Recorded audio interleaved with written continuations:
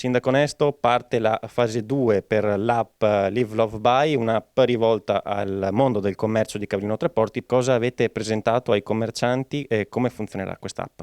È il terzo anno di una importante campagna che abbiamo fatto.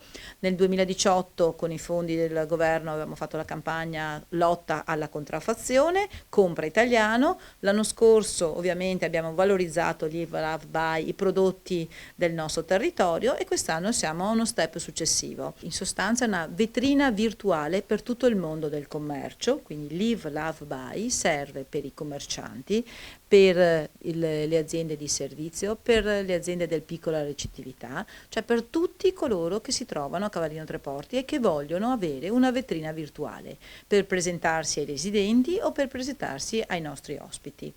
È quindi un importante servizio gratuito che il Comune ha messo a disposizione. Si va sul telefonino, si scarica l'app e si trovano le varie vetrine, le varie offerte, le varie proposte in 3 lingue, in italiano, in inglese e in tedesco. Con le semplici risorse, una fotografia, riesce a sempre attualizzare la propria vetrina, la propria offerta, la propria immagine, ed è quindi un momento importante di promozione per le varie attività, per tutte le attività a 360 gradi. Ecco, voi l'avete già mostrata in anteprima ai commercianti. Qual è l'impressione che hanno avuto?